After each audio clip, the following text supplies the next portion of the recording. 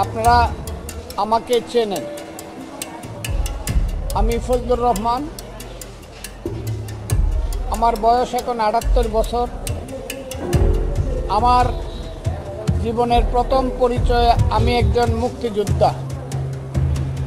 আমার যখন যৌবন ছিল, বয়স ছিল 23 বছর, ঢাকা বিশ্ববিদ্যালয়ের ছাত্র হিসাবে আমি বাংলাদেশের ৭১ সনে বাংলাদেশের মুক্তিযুদ্ধে গিয়েছিলাম এবং কমান্ডার হিসাবে যুদ্ধ করে আমরা দেশকে, আমি কমান্ডার ছিলাম এবং কমান্ডার হিসাবে যুদ্ধ করে মুক্তিযোদ্ধারা দেশকে স্বাধীন করেছিল। আমি সেই 1200 মুক্তিযোদ্ধার কমান্ডার ছিলাম। আজকে আমার জীবনের শেষ পর্যায়ে আমার দ্বিতীয় পরিচয়, আমি একটা রাজনৈতিক দল করি। সেই রাজনৈতিক দলের নাম হলো জাতীয়তাবাদী দল। আমি সেই দলের চেয়ারপারসনের উপদেষ্টা। আমার আরেকটা পরিচয়, আমার জীবন এবং জীবিকার পরিচয় হলো আমি বাংলাদেশের সিনিয়র অ্যাডভোকেট। আমি সুপ্রিম কোর্ট এবং সমস্ত কোর্ট মিলে ৪৯ বছর যাবৎ আমি ওকালতি করি, বাংলাদেশের সিনিয়র অ্যাডভোকেট। আমার রাজনৈতিক জীবনের অনেকগুলো আরও দিক আছে, সেইগুলো নাই বা বললাম। কিছুদিন যাবৎ আপনারা লক্ষ্য করছেন, গতকাল থেকে আমার বিরুদ্ধে ঢাকা বিশ্ববিদ্যালয়ের কিছু সন্তান স্লোগান দিয়েছে। তারা আমার উপরে বিক্ষুব্ধ হয়ে অনেকগুলো কাজ করেছে। আমি তাদেরকে দোয়া করি, তাদেরকে আল্লাহ বাঁচিয়ে রাখুক এবং তাদেরকে আল্লাহ আরও উন্নত করুক।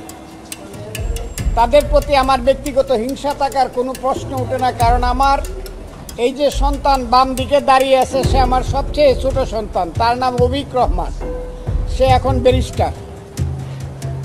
আমার স্ত্রী দাঁড়িয়ে আছেন আমার ডান দিকে, ওনার বয়সও কিন্তু 65 বছর যদিও, এবং উনিও সিনিয়র অ্যাডভোকেট লয়ার। এখন গতকালকে আমি হঠাৎ করে বিকাল 5টায় আমি জানতে পারলাম আমার নামে আমার দলের পক্ষ থেকে একটা শোকজ নোটিশ হয়েছে।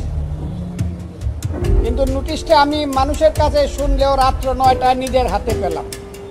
সেই নোটিশ পেয়ে আমি যা জানতে পারলাম, আমার দল আমার কিছু কথার ব্যাপারে আমার কাছে জানতে চেয়েছে, কেন আমি এইসব কথা বললাম।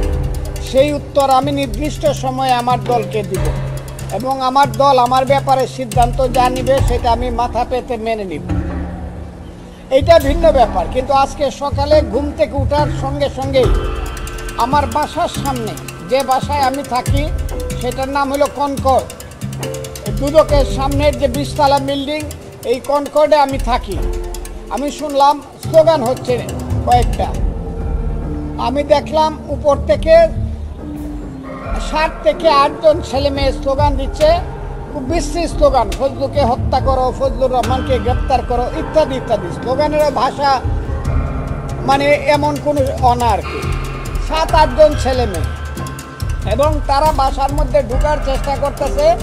আমি সেই বাসায় থাকি, ভাড়া বাসা। আমি এখন শঙ্কায় আছি যে বাসায় ভাড়া থাকি সেই মালিক আমাকে বাসায় ভাড়া থাকতে দিব কিনা। 1। 2 নম্বর হলো, আমার মূল প্রশ্নটা হলো, আমি একজন মানুষ, আমি এই দেশের জন্য যুদ্ধ করেছিলাম। আমি এই দেশে 61 বছর যাবৎ রাজনীতি করি।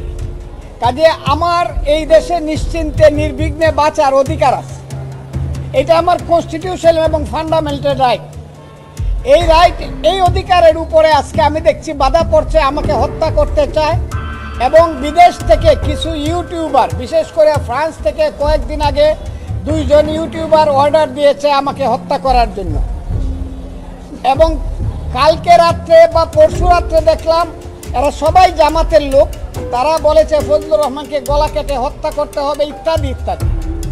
সেইগুলা তারা দূর থেকে বলছে, কিন্তু ছেলেরা একদম আমার বাসা পর্যন্ত গিয়ে যেভাবে স্লোগান দিচ্ছে, এতে করে আমি আশঙ্কা প্রকাশ করছি। শুধু আমার জীবনে আমি মৃত্যু ভয় পাই না, কিন্তু আমি মনে করি অপমৃত্যু তো আমার প্রাপ্য না। এই দেশটার জন্য আমি যুদ্ধ করেছি, কাজে আমার দেশে বাঁচার অধিকার আছে। আপনাদের মাধ্যমে আমি সারা বাংলাদেশের 18 কোটি মানুষের কাছে জিজ্ঞাসা করতে চাই, হে বাংলাদেশের মানুষ, আমি তো আজ থেকে 54 বছর আগে আপনাদের জন্য যুদ্ধ করেছিলাম। আজকে যে সন্তানেরা আমার বিরুদ্ধে স্লোগান দাও, তোমাদের জন্য একটা স্বাধীন দেশ সৃষ্টি করার জন্য আমি যুদ্ধ করেছিলাম। তোমাদের কাছ থেকে কি আমি অপমৃত্যুটা আমার কাম্য? যদি আমার কোনো কথায় তোমরা মনে করে থাকো আমি দেশের বিরুদ্ধে কথা বলছি বা তোমাদের কর্মকাণ্ডের বিরুদ্ধে কথা বলছি, আমার বিরুদ্ধে মামলা করো, আমাকে গ্রেফতার করো, আমাকে শাস্তি দাও। কিন্তু আমাকে হত্যা করার জন্য আমার বাসা পর্যন্ত মব সৃষ্টি করে গিয়া, যেটা গত 1 বছর যাবৎ বাংলাদেশের সবচেয়ে, এই পৃথিবীতে এবং বাংলাদেশের সবচেয়ে একটা কুখ্যাত নাম মব, সেই মব জাস্টিস আমার উপরে কি চলতে পারে কি না এবং চলবে কিনা আমি প্রথমে বাংলাদেশের মানুষের কাছে জিজ্ঞাসা করতে চাই।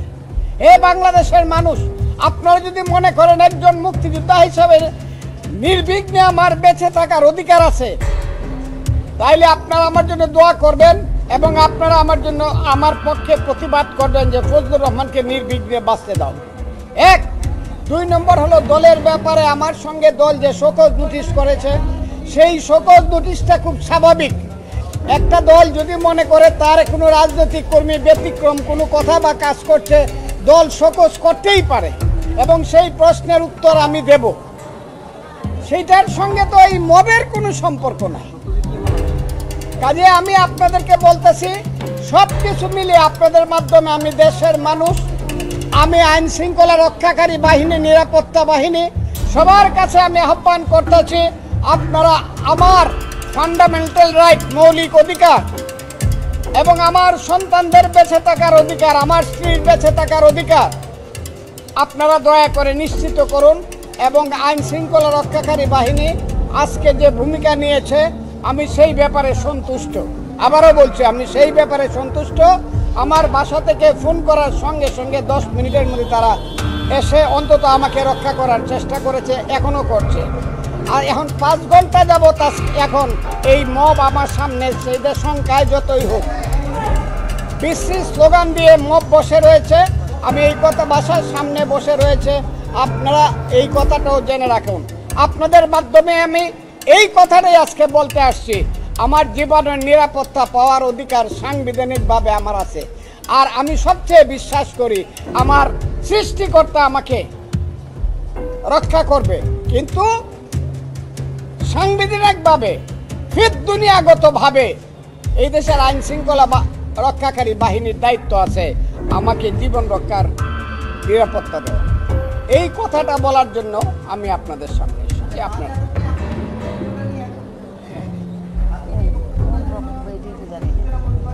কি বক্তব্য তো আমি জানি না, কি বক্তব্য তো কেউ বলে না। এইটা আমি আপনাকে বলে, এই কথাটা আমি নিশ্চিতভাবে বলবো, আমি মুক্তিযুদ্ধের পক্ষের মানুষ এবং জামাত 71-এ মুক্তিযুদ্ধের বিপক্ষে ছিল। 5ই আগস্ট ঘটার পরে আমি খুব সুস্পষ্টভাবে বলেছি, জামাত যদি সঠিক পথে চলে, 54 বছর আগের কথা বাদ দিয়ে যদি তারা বাংলাদেশের মানুষের কাছে যদি বলে যে আমাদের পূর্বপুরুষরা যা করে গেছে সেগুলো আমরা সব ভুলে গেছি, আমরা নতুনভাবে আমরা রাজনীতি করব, এমন তারা যদি শরিয়া রাজনীতি করে, তাতেও আমার সেলিউট। কিন্তু ভোট পেয়ে তাদেরকে ক্ষমতা দখল করতে, এই কথাটা আমি বারবার। কিন্তু যেদিন আমি দেখলাম জামাত বলেছে যে যারা অস্ত্র হাতে যুদ্ধ করেছিলাম মুক্তিযোদ্ধা, একেবারে পত্রিকায় লেখা তাদের শিবির বলেছে এবং তারা সমর্থন করেছে, তারা মাপ চাও। এবং যেদিন জামাত বলেছে যে 71 সনের মুক্তিযুদ্ধ ছিল ভাইয়ে ভাইয়ে গণ্ডগোল এবং এইটা একটা চক্রান্তকারী দেশ এই গণ্ডগোলটা লাগাইছে, সেই দিন থেকে আমি মুক্তিযোদ্ধা হিসাবে আমার পবিত্র দায়িত্ব মনে করছি জামাতের এই মুক্তিযুদ্ধ বিরোধী কথার বিরুদ্ধে নীতিকে অবস্থানে নেওয়া। এবং সেই অবস্থানে থেকে আমি কথা বলছি, সেই অবস্থানে থেকে কথা বলে জামাত যদি আমার কথার উত্তর দিতে পারে, আমি তাদেরকে বারবার চ্যালেঞ্জ করছি, আসেন। আমি তো আমিরকেও চ্যালেঞ্জ করছি, আসেন আপনারা বসি, আপনারা কোন মুক্তিযুদ্ধের ব্যাপারে কি বলতে চান। আমি এই ব্যাপারে কোনো কম্প্রোমাইজ করব না, মুক্তিযুদ্ধের ব্যাপারে আমি কোনো কম্প্রোমাইজ করব না। আমি যেভাবে বুঝি সেইভাবে কথা বলবো। যদি কোনো অন্যায় কথা বলি, তারা আমার নামে মামলা করবে, আমি জেলখানায় দেবো। কথাটা খুব ক্লিয়ার। কিন্তু মুক্তিযুদ্ধের ব্যাপারে আমি কোনো কম্প্রোমাইজ বা আমি কোনো আপোষ করব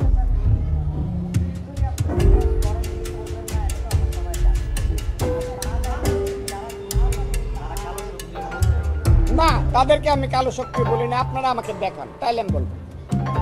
যদি কেউ প্রমাণ দিতে পারেন তারা কালো শক্তি, তাইলে আমি, যদি তারা আমার সামনে আসে, আমি বলবো yes I do agree with you, এবং I